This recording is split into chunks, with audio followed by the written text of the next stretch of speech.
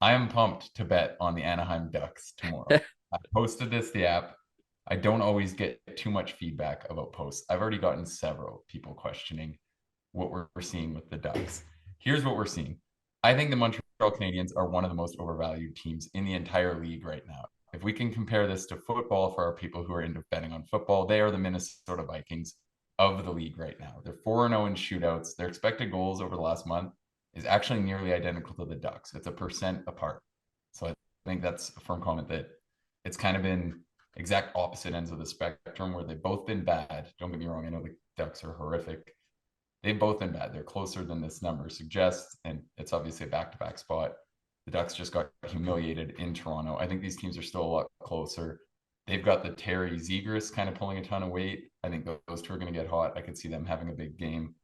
I think there's a lot of reasons why we like the Ducks here. They're going to make it. If anything, I expect they're actually going to shock them and control more of the play. So I like Anaheim. I think it's a good number. I know people are going to be shocked when you look at these teams' records straight up, but the gameplay is gonna be closer than people expect. Yeah, I mean, think about coming into this year, they were basically priced as peers, and Anaheim and Montreal, that is. I'll be on the Canadiens on Wednesday night. They're playing in Ottawa. They're big underdog, and that's when you want to bet the Canadiens. You don't want to lay minus 155 with this team. They have no.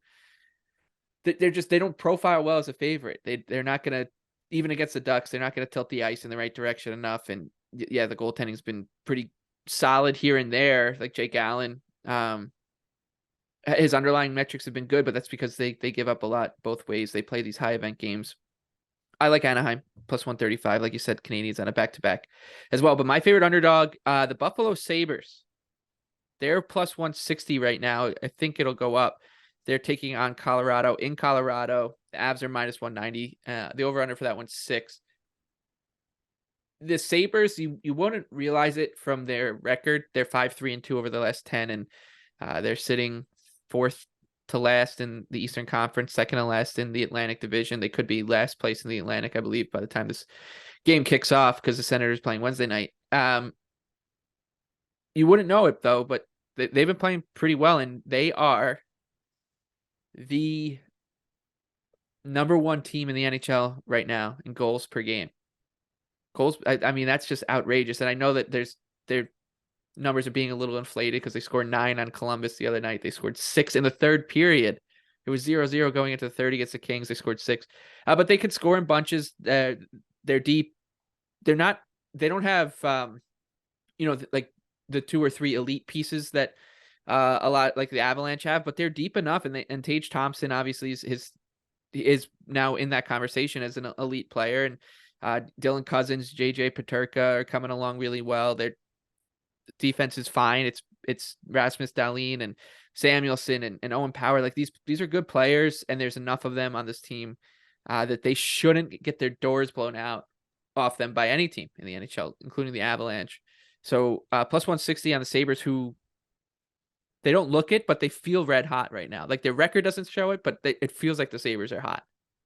Yeah, I like the Sabres a lot. I think people are completely sleeping on them. To call out our guy Johnny Lazarus, making a case that Thompson has absolutely no help. I don't think he's watched the Sabres. This team is good. They have like their top 2 defensive pairings are both great.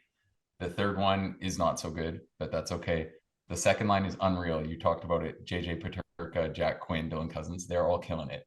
And I don't think they could be more undervalued than they are right now. I know there's still some flaws, like I said, that third D pairing and the goaltending, but this team is significantly better than people think right now, and they're definitely a team I'm interested in targeting. And to go back to a prop that I really liked yesterday, took somewhat of a tough loss, but I thought the angle was good and it could have worked out better. If Casey Middlestat stays on that top line, I love him to get a point. It'll probably be plus 100 in a worse, maybe plus 105, because it was minus 105 in a game where they were significantly more likely odds wise to score. I think it's a good play. He was on the ice for 4 goals in that game, which was the whole thinking there. He had the third assist on 1 goal. So I think it was just kind of a tough loss the other night, but in both DFS and prop markets, I think he's going to be really strong tomorrow. So yeah, love the Sabres. I think the Sabres and the over is another fun look on this one. Sabres team total.